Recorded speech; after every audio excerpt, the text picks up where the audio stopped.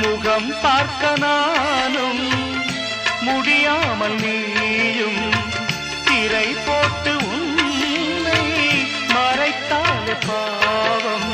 ஒரு முறையேனும் திருமுகம் காணும் வரந்தர வேண்டும், எனக்கு அது போதும்.